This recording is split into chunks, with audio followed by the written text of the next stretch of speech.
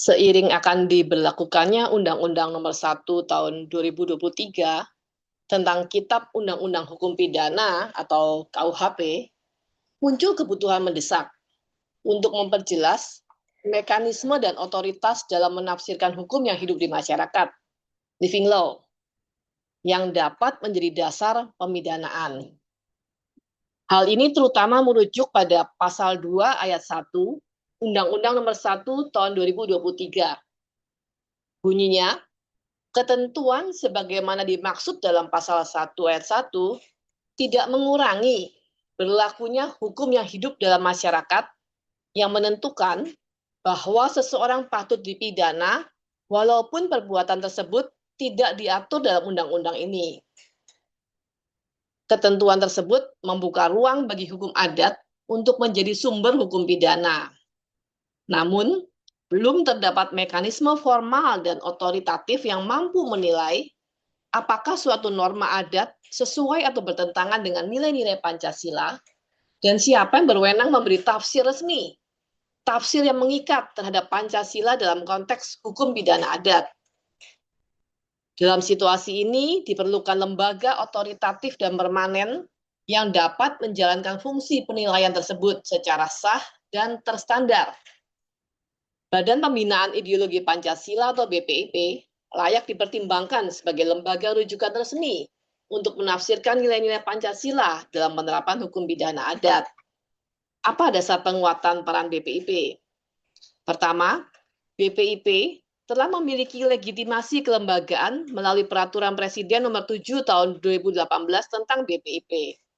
Lalu Perpres Nomor 33 Tahun 2022 tentang Rencana Induk Pembinaan Ideologi Pancasila 2022 sampai 2045. Fungsi BPIP dalam hal ini meliputi penyusunan arah kebijakan pembinaan ideologi Pancasila, pelaksanaan pembinaan secara menyeluruh, serta pemberian rekomendasi kebijakan kepada Presiden. Namun demikian, hingga saat ini, belum ada undang-undang yang menetapkan BPIP sebagai lembaga tafsir resmi Pancasila dalam konteks hukum pidana. Padahal dalam sistem hukum nasional diperlukan legalitas formal yang kuat agar hasil tafsir Pancasila dapat dijadikan pedoman yuridis yang sah, yang mengikat.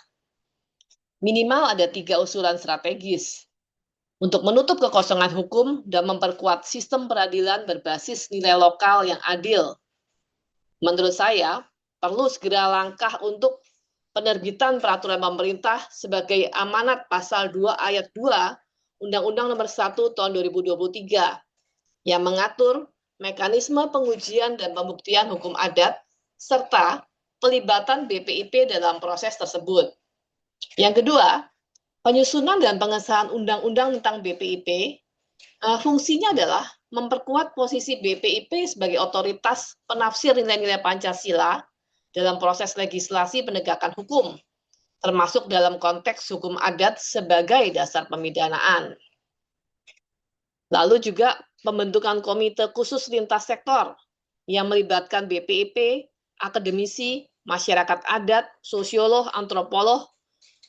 Dalam hal ini adalah untuk menyusun standar nasional mengenai pengujian hukum adat yang akan dijadikan dasar pidana. Tentunya dengan tetap menjunjung hak asasi manusia, Pancasila, dan prinsip keadilan. Penegakan hukum pidana yang mengakui hukum adat adalah langkah maju dalam kontekstualisasi hukum nasional. Namun hal ini tidak boleh meninggalkan prinsip keadilan universal, hak asasi manusia, dan Pancasila sebagai dasar negara. Untuk itu, penguatan otoritas penafsir Pancasila, dalam hal ini BPIP, merupakan kebutuhan mendesak demi keadilan hukum yang holistik dan konstitusional.